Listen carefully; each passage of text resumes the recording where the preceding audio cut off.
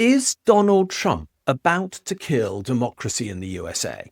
It's a question that has to be asked because Trump's one big, beautiful bill act, which is his budget bill, which right now is in front of the House of Representatives in the US Congress, does include a clause which could literally destroy US democracy. Now, that's illogical, of course. A budget bill should not include a provision that kills democracy, but this one does, because Trump is in a hurry to get laws passed that give him ultimate power in the USA.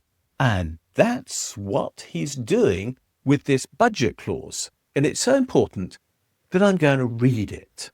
It says, "No court of the United States may use appropriated funds to enforce a contempt citation for failure to comply with an injunction or temporary restraining order if no security was given when the injunction or order was issued."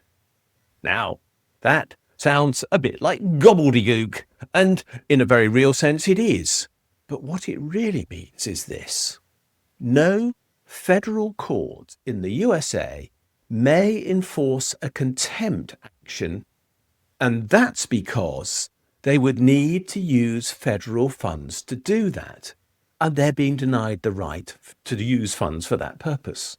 And what that means is that if a court ruled that what Donald Trump is doing is illegal, and he then ignores them, which he has been doing, there will in the future be nothing at all that the court can do to enforce its ruling, because it won't have access to the funds to do anything about what Trump is up to.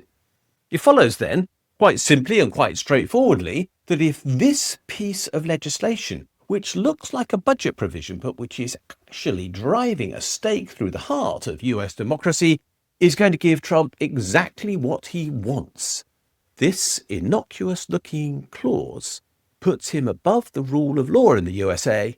It effectively makes him King Donald.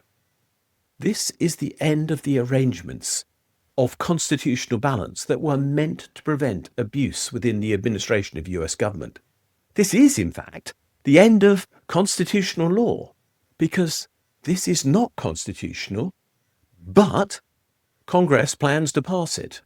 And in that case, this means the end of democracy in the USA as it has been known, imperfect as it has been.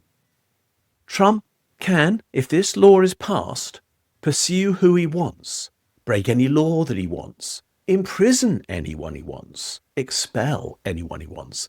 And there will be nothing a court can do to stop him, because even if they rule that what he does is unlawful, he can ignore them, knowing that they will have no power to actually enforce their decision.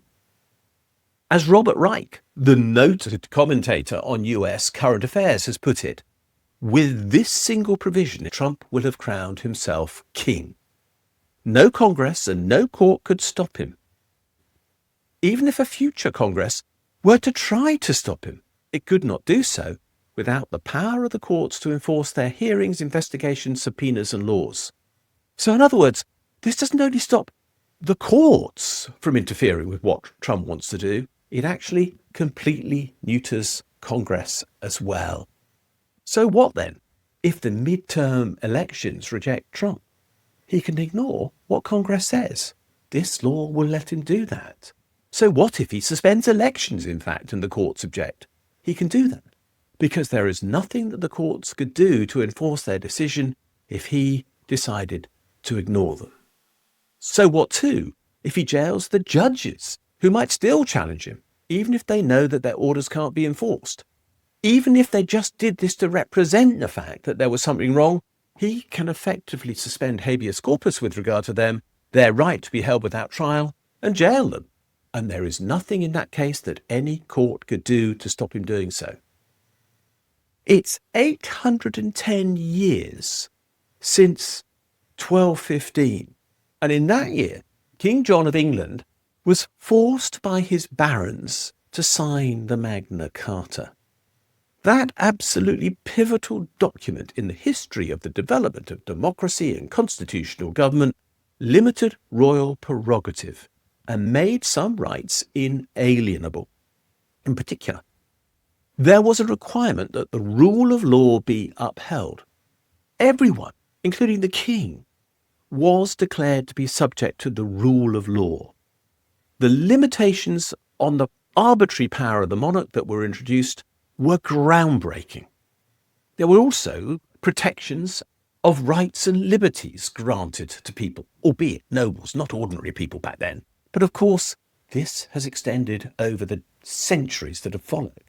Certain basic legal rights were granted, and there was protection from illegal imprisonment. In other words, habeas corpus was put into place in England as it has been in the USA ever since the Constitution was enacted, and a right to a free trial was granted. In addition, there was a provision that there would be no taxation without representation. But this new action by Trump challenges that, and above all else, there was to be a Council of Barons, the first outline of a parliament to hold a king to account.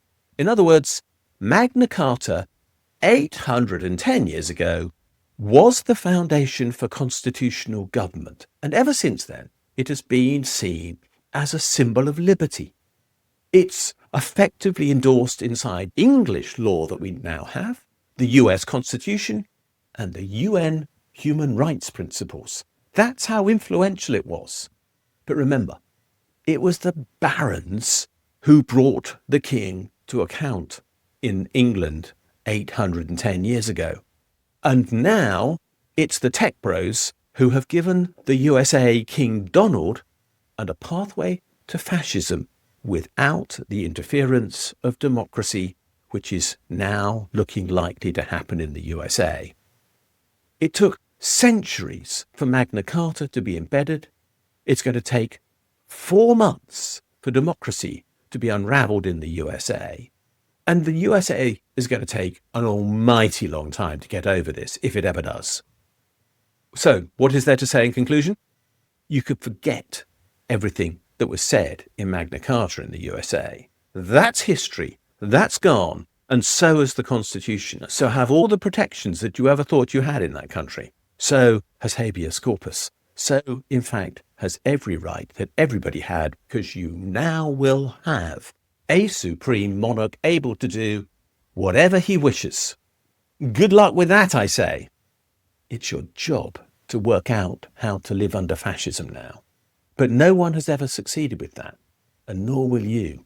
And so this is the most intensely dangerous situation, and it's going to end in tears.